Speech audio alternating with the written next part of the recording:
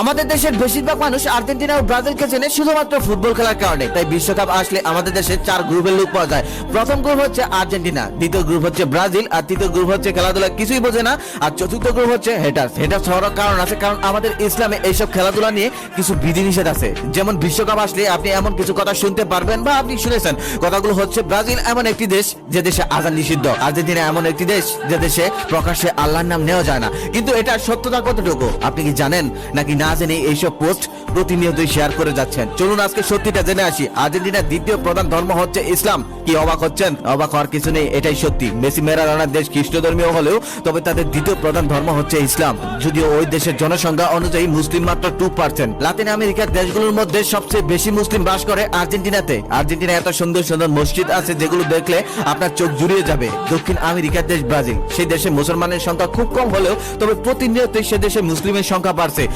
মসজিদের সংখ্যাও। হিসাব বলছে ব্রাজিলের বর্তমান জনসংখ্যা হলো 20 কোটি, তার মধ্যে মুসলমানের সংখ্যা হলো 17 লাখ। পার্সেন্ট অনুযায়ী 5 থেকে 6%। গত কয়েক বছর যাবৎ ব্রাজিলেও মুসলমানের সংখ্যা প্রচুর বাড়তেছে, তার সাথে বাড়তেছে মসজিদও। ব্রাজিলের প্রত্যেকটি শহরে মসজিদ রয়েছে। যদিও 2000 সালে ব্রাজিলের মসজিদের সংখ্যা ছিল 30 থেকে 32টি, গত কয়েক বছরে মসজিদের সংখ্যা বেড়েছে 100টিরও বেশি, সাথে মাদ্রাসা ও অসংখ্য ধর্মীয় শিক্ষা প্রতিষ্ঠান। এক প্রতিবেদনে উঠে এসেছে ব্রাজিলের সাও পাওতে গড়ে প্রতি মাসে 6 জন লোক ইসলাম ধর্ম গ্রহণ করেন। ফলে ভবিষ্যতে ব্রাজিলে মুসলিমের সংখ্যা আরো বেড়ে যাবে। ব্রাজিলের সর্বপ্রথম 1500 খ্রিস্টাব্দে মুসলমানের আগমন ঘটে। তাই সবার কাছে অনুরোধ, কোন দেশ সম্পর্কে না জেনে ফালতু গুজব ছড়াবেন না। যদি ধর্মীয় চোখে দেখে হালাল হারামের কথা বলেন, তাহলে ছতর না দেখে তারপর টাকার বিনিময়ে যেসব খেলা হয় সে প্রত্যেকটা খেলাই নাজায়েজ। এমনকি নাটক সিনেমা দেখাও তো নাজায়েজ। কই, আমরা তো এগুলো প্রতিনিয়তই দেখছি।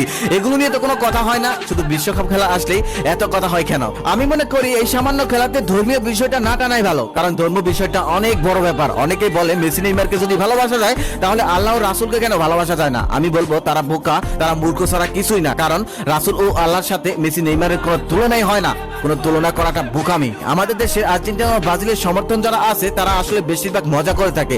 ফেসবুক, ইউটিউবে আপনারা যারা দেখেন, এগুলো আসলে সম্পূর্ণ মজা, ফান করে ভিডিওগুলো বানানো হয়। এগুলো সিরিয়াস নেওয়ার কোনো মানেই হয় না। আরো একটা কথা, হ্যাঁ, খেলা নিয়ে অবশ্যই কোনো বাড়াবাড়ি করা যাবে না। ভালো লাগার জিনিসটা ভালো লাগার জায়গাতেই রাখেন। আর যারা ইসলামিক মাইন্ড দিয়ে বিবেচনা করেন তাদের উদ্দেশ্যে আমার একটা কথা, মেসি নেইমারকে খারাপ বলে লাভ নেই। এগুলো না বলে হ্যাঁ আপনি এটা বলতে পারেন যে দেখো, আমাদের ধর্মে টাকা দিয়ে বা ছতর না ডেকে যে খেলাগুলো খেলা হয় এগুলো থেকে বিরত থাকতে বলা হয়েছে। তোমরা ফুটবল খেলা থেকে বিরত হয়ে আসো, কেন সময় নষ্ট করো? এইভাবে বুঝাতে পারেন।